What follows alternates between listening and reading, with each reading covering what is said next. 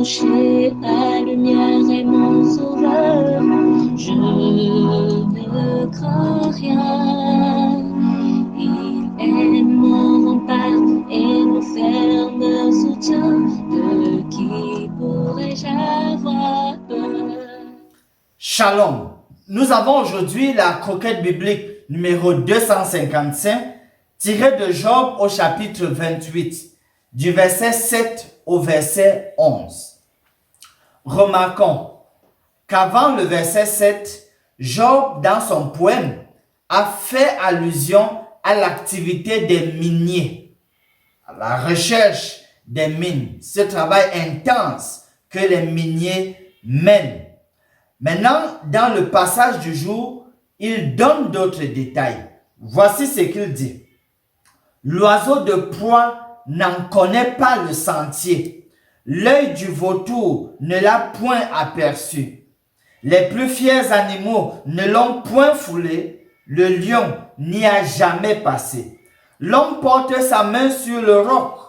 Il renverse les montagnes depuis la racine. Il ouvre des tranchées dans les rochers et son œil contemple tout ce qu'il y a de précieux.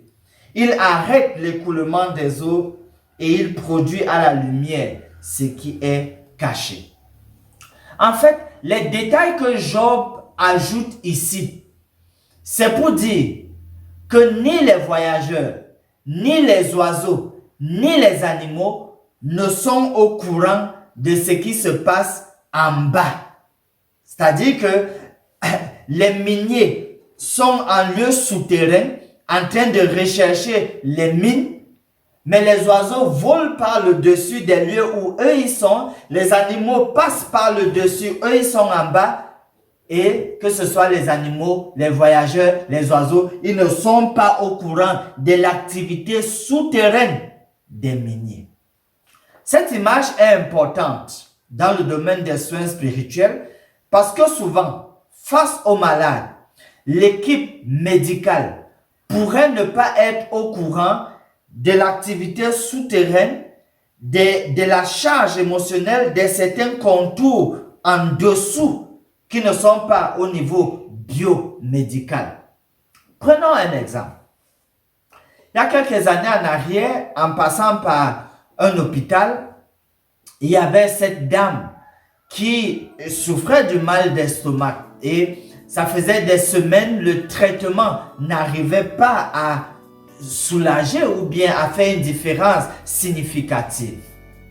Parce que jusque-là, la concentration n'avait été que sur la dimension biomédicale.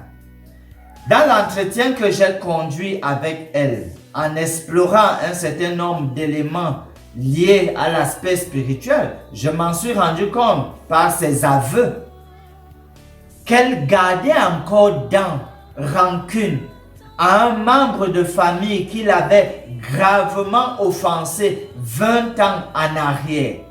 Elle tenait encore dur cela contre cette personne et ne voulait point lâcher prise. Je l'avais donc exhorté au pardon et au bienfait que cela pourrait apporter sur son état de santé.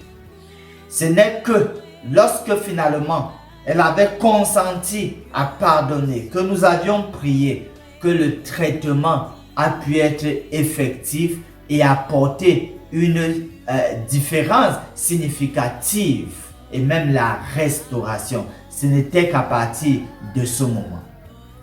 En guise de promesse, dans Proverbe 12, le verset 25, il y est dit « L'inquiétude dans le cœur de l'homme l'abat, mais le cœur là-bas, mais une bonne parole le réjouit. » Donc, quand vous êtes malade, si en plus de la maladie, il faut être inquiet, ça paralyse.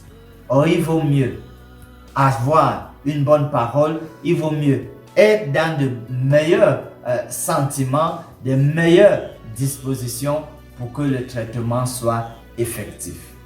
Finissons par ce mot de prière. Une fois de plus, aide-nous, Seigneur, à ne pas être des gens qui condamnent les personnes malades autour de nous. Aide-nous à ne pas exagérer sur les conséquences qui s'abattent sur tes créatures qui t'ont désobéi et se retrouvent dans de longues maladies. Aide-nous à partager des paroles de compassion et réconfort afin de les encourager à te faire confiance et s'attendre à toi. C'est notre humble prière au nom de Jésus. Amen. Mon âme espère en l'Éternel, mon âme espère en l'Éternel, qu'un chant s'élève au Dieu du ciel, qu'un chant s'élève